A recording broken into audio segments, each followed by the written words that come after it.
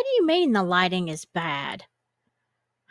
I, Scully, you are too much sometimes.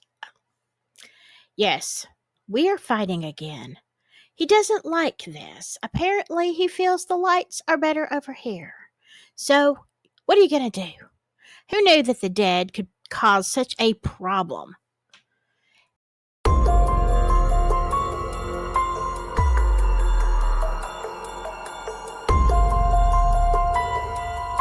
Well, hello, my spooky friends. Tonight, Scully and I are going to read your stories, that is, if he can behave himself. But let's get into it.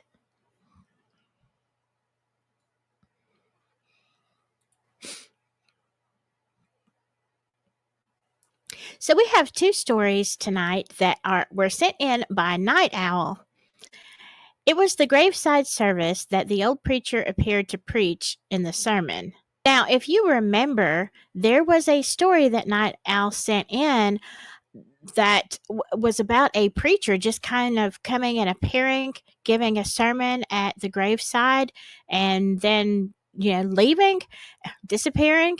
So there were a lot of questions asked about that because apparently this preacher had been dead for some time.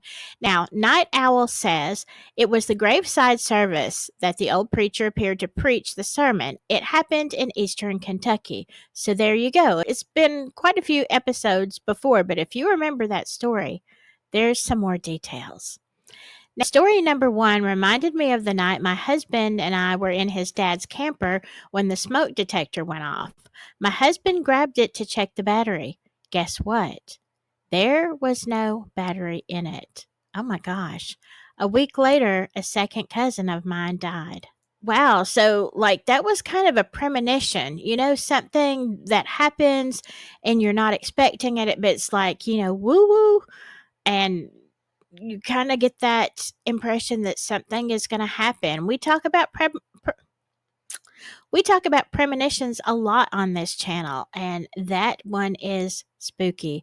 With no battery, yeah, I'm out. That thing is going out of the camper. I don't care. You are going to live outside for the night, sir. You're not staying in there with me. Next one is by JOH3665. Ghosts have always followed me around throughout my life since I was a child. From seeing my deceased grandmother sitting on the end of my bed, looking across at my half-opened bedroom door, wearing her favorite purple cardigan, to seeing my stepbrother walk down my drive only to be told by my mom 10 minutes later that he had died. Oh my gosh. So do you think he was kind of just saying goodbye to another home place? I don't know.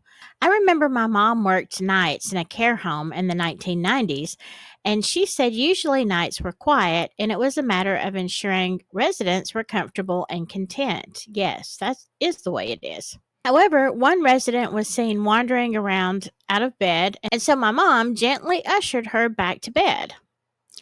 It was only when she tucked the resident in and placed the blankets neatly across the bed when she turned to my mom and said, "It's so lovely you have a friend helping you tonight." My mom went cold and didn't want to say she was working on her own that night. She freaked out and didn't dare turn around to see what was behind her. Girl, I gotcha.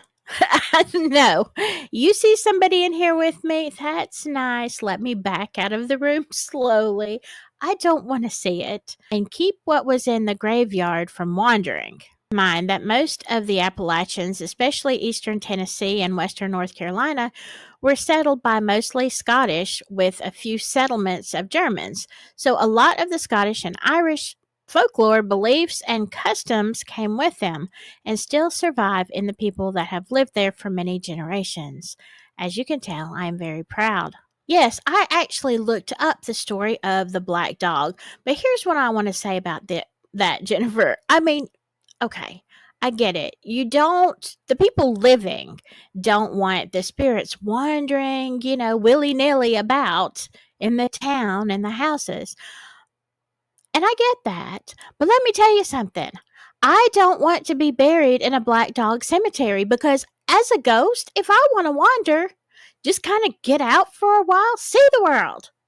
I don't want some black dog growling at me, keeping me, close to this grave. I mean, how am I supposed to come back and haunt my children and my friends and just wreak havoc in general? You know, I don't know. Maybe I'll be too busy doing other things. Who knows? But I want to keep the options open. So, no black dog cemeteries for me. But thank you very much for sharing. I love some Western North Carolina. And here is another perplexing thing by Sheila Robertson, who says, I wonder if souls stay in hospitals because they went there desperate to get fixed and still expect to be made healthy and they can't go home until then? Well, that would certainly be an explanation as to why hospitals and things like that are so haunted, because you would think people would just go on. If I got taken to a hospital and passed away, that is the last place I would want to be, you would think. But maybe they think there's still hope. I don't know. That is absolutely horrifying to me. Because you're standing around, you're waiting. The waiting room is it's a long waiting room. And you're expecting the doctors and nurses to fix you so you can, go home. I mean, at some point, you have to sit here and think these are the stupidest doctors and nurses I have ever seen. They don't know what to do. After you've been there for 50 years, you're thinking, okay, y'all are really dumb. Do you see I'm bleeding here? I mean, I don't know. That is a very good question, though. And it is horrifying to think that that could be possible. And here is another one by Night Owl. I need to tell about what happened this past Sunday night. I was sitting with my brother talking when a light behind his head went bright, dim, bright, and went off. It came back on, and so did a lamp across the room. Okay, because at first I'm thinking, yeah, it's just a bulb. But if it's across the room and a lamp comes on, oh, that's a little sus. We both got spooked. The light behind me came on and went out. The two near us kept strobing and going off. I left the room. Yeah, I would be gone. But they came on again when I walked in to talk to him on Wednesday. That's weird. It also did it today, only twice. It doesn't do it if I'm not there. Oh, wow. So it doesn't happen in that place unless you're there. This spooked me. Thursday, December 5th, 2024. Today is the day my great grandmother, who I wrote about in another comment, lost her dad in 1975. I was 5. Who knows? Maybe the light is our great great grandfather? He was playful. Well, I'll tell you what, I like a playful ghost, maybe sometimes. I don't know. But that is very odd, because if there were something wrong with the electricity or, something in the lines, then for sure it would happen all the time, not just when you're there. It makes me think that something is coming in with you and maybe to play with the lights. I don't know. I feel like that's something I would do. Just kind of watch, and I'd be talking to a ghost friend of mine, a buddy, saying, "Hey, watch this. They're gonna get spooked so bad," as I flick on and off the lights and laugh. I can so see me doing that. I'm not even kidding. I mean, is it just ghost games that they're playing with us? I don't know. Maybe we take it in a spooky way and they're just like, hey, we're just having a little fun over here. I don't know. What do y'all think? Okay, and we have one last story by Night Owl to follow that one up.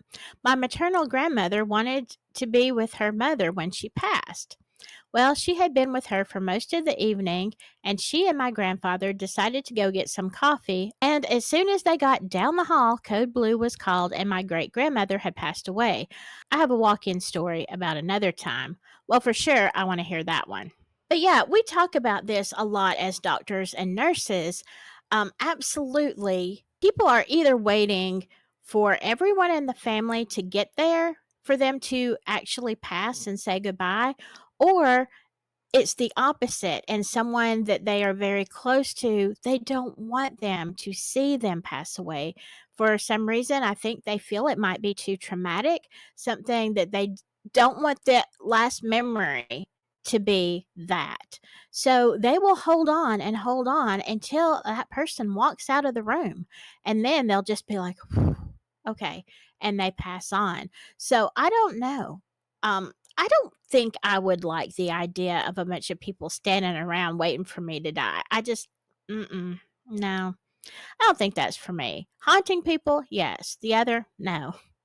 All right, that's all the stories I've got for tonight. I have a lot of other stories and some letters that I want to share, but also I am going to do a whole video or two on angelic encounters and miracles because there are some great stories out there. So if you have seen an angel or had a miracle where you felt like there was angelic intervention, please put it down in the comments or you can email me at avelincottage@gmail.com. Okay, Scully, you didn't have much to say. I think he's just enjoying that light. I think it makes him feel somehow special, like a star. Anyway, I hope you have a great weekend. I will see you next time. In the meantime, whatever you do, stay warm because it's cold outside and stay spooky. Bye bye.